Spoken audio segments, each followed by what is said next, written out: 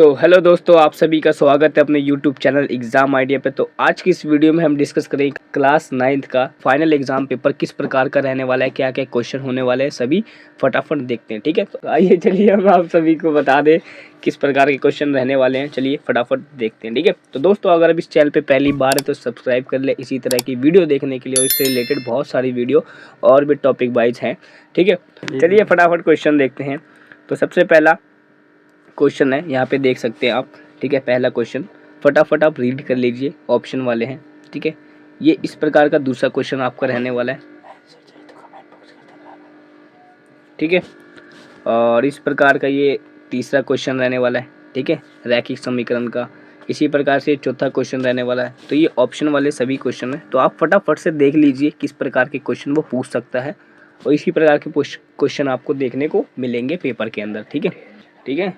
तो सीधा क्या है, सीबीएसई का फाइनल एग्जाम पेपर मैं आपके साथ डिस्कस करने जा रहा हूँ। ठीक है, तो पूरी अच्छी तरह से लास्ट तक वीडियो को देखना, जिससे आपको सारा आइडिया लग जाए किस प्रकार का पेपर आने वाला है। ठीक है, तो ये क्वेश्चन नंबर 6 है, फटाफट देख लीजिए क्वेश्चन।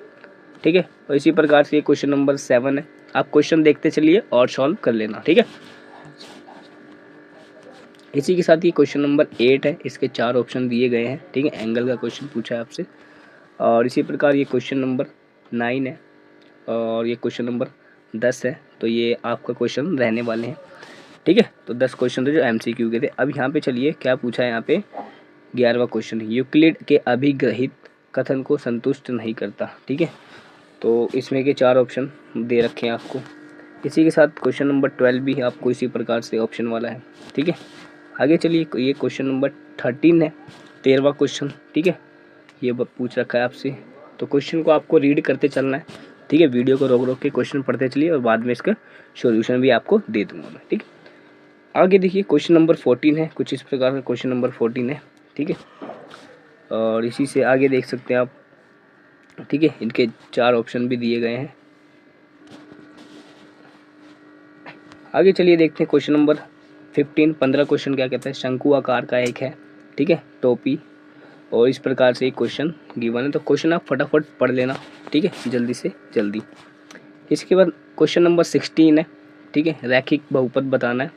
और इसी के साथ क्वेश्चन नंबर 17, ठीक है, वर्ग अंतराल का क्वेश्चन है। ठीक है, क्वेश्चन नंबर 18 देख लीजिए फटाफट, देख लिया। क्वेश्चन नंबर 19 देख लो। ठीक है, इस प्रकार से क्वेश्चन नंबर 19 रहने वाला है, कौन का क्वेश्चन पूछा है। इसी प्रकार से क्वेश्चन नंबर 20 है, जिसके 4 ऑप्शन है। तो दोस्तों यहाँ तक के 20 क्वेश्चन जो आपके एमसीक्यू आने वाले हैं, ठीक है, वो यहाँ पे समाप्त होते हैं। किस प्रकार के क्वेश्चन से आपने देख लिए होंगे। इसी के बाद अब देखो क्वेश्चन नंबर 21। ठीक है, ये क्वेश्चन नंबर 21 है, 2 मार्क्स का क्वेश्चन है। इस प्रकार का क्वेश्चन आपको रीड करना है अच्छे से। इसी के साथ हम चलते हैं क्वेश्चन नंबर 22 पे, 22वें क्वेश्चन पे।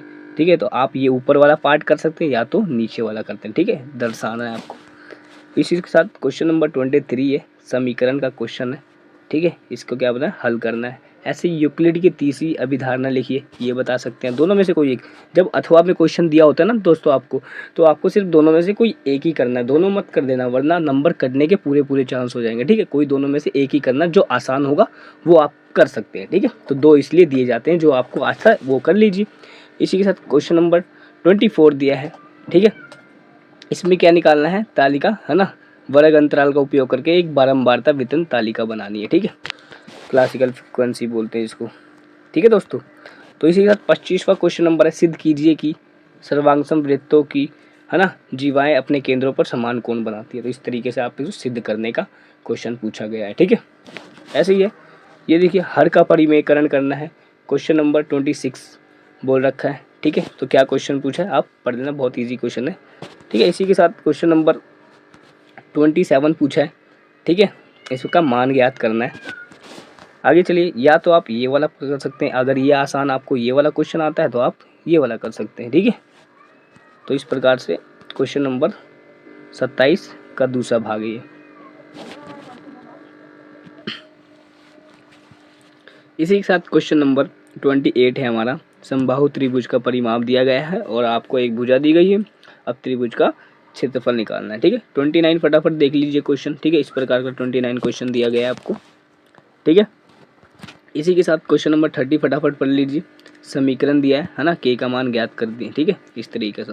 इसी के साथ 31 देख लीजिए आप, ठीक है।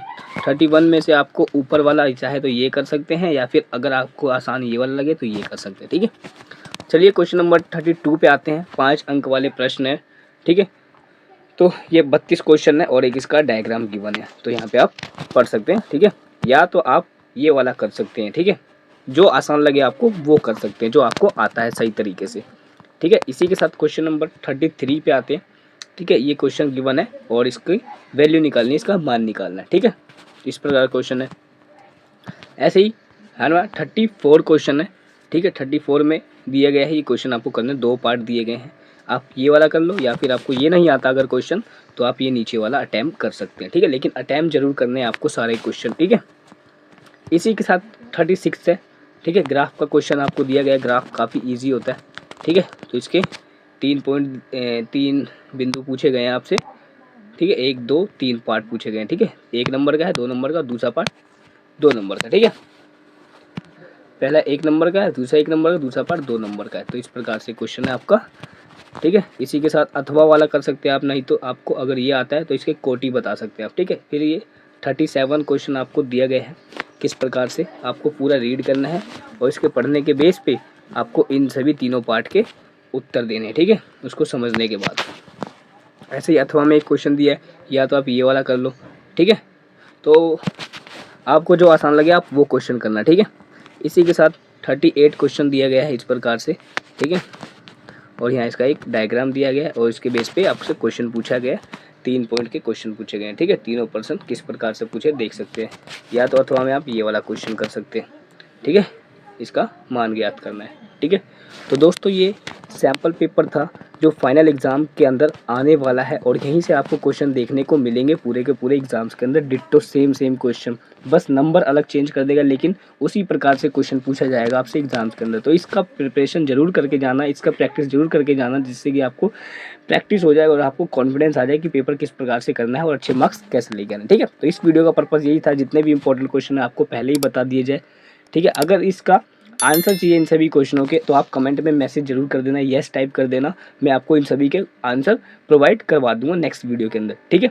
तो इसी के साथ मिलते हैं नेक्स्ट वीडियो में, तब तक के लिए ऑल द बेस्ट आप सभी को। बहुत बहुत थैंक यू सो मच इस वीडियो को देखने के लिए, ठीक है।